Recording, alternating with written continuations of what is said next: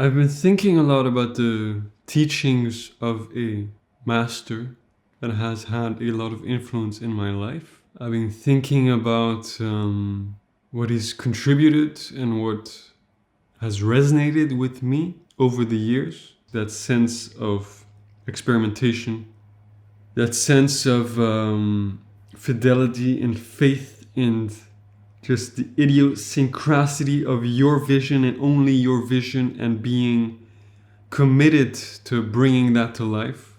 When I think of the integrity that this man represents, then I feel like I haven't held that standard in the same place.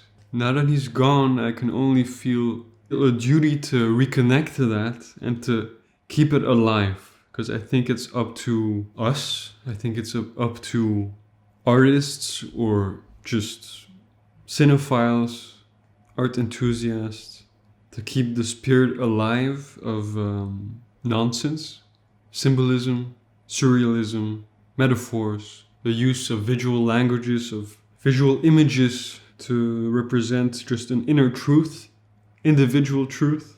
Play around with that, communicate about that, share it with one another, feed off one another, inspire one another, push one another.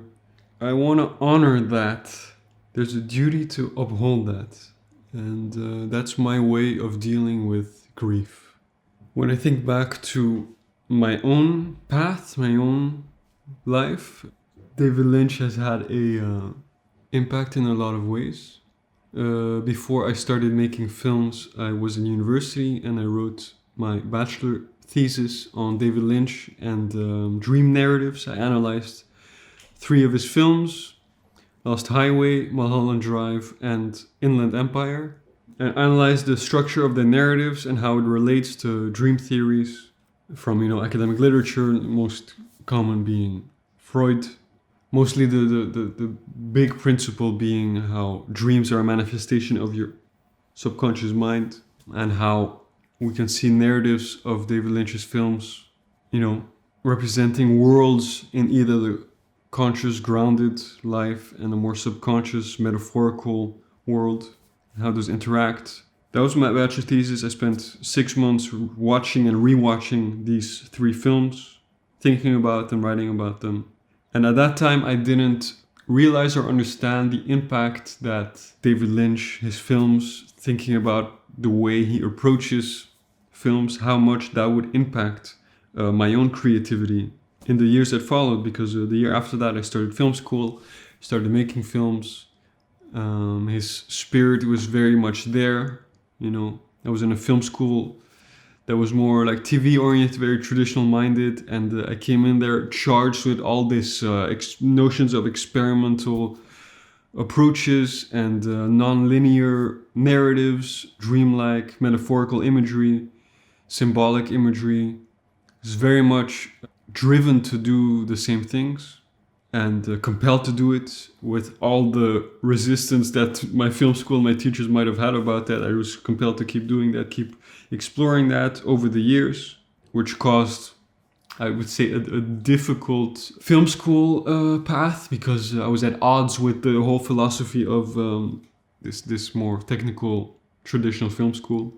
And in the last few years, as I started drawing and painting and finding that I'm also painting in a, I don't know what you would call it, a very rough, outside the lines kind of way. And I stumbled back upon Lynch and found that connection again in a different medium, which was very, strange, but also evident. And just most of all, just hearing the man speak again. Yesterday, I was watching the documentary, The Art Life. Been watching a lot of interviews with him. Just the way he was present. I've been thinking that's maybe due to his meditation practice, the way I feel like every word that comes out of his mouth is with intent and resonates truth, his own truth, which makes it very magnetic, very attractive, satisfying to hear, because you can connect to that sense of presence he has. So aside from the films he did, aside from the painting and art work he did, just the man himself, the way he thought, the way he spoke, the way he was open about his way of thinking, not his motivation or interpretations of his films. That was also very interesting that he always wanted to keep that open, but he was open about his approach to creativity. He was open about his way of working. And I think that's more valuable to the world, to aspiring artists, than to have an artist decipher every bit of his work. And I also feel very much inspired by that through what I'm doing here, through this channel. I don't want to talk about my drawings, my paintings. I don't want to talk about why I'm drawing this line or that line. I want to talk about the approach, because that's also my own personal exploration. That's also my own personal journey. What I'm trying to develop is how can I perfect, optimize, push that approach even further. So that's what I want to talk about. I don't want to talk about the technical aspects of a drawing I did a week ago. I want to figure out what pushed me to get to a good result. How can I reproduce that state of mind? And I think David Lynch also talked a lot about that. And I think that's very powerful. And I think it speaks of a very inquisitive mind. It speaks of a man on a spiritual quest to make his inner turmoil come alive and have a place in the world. And I respect and admire and thank him so much for all of that. I think a lot of us do.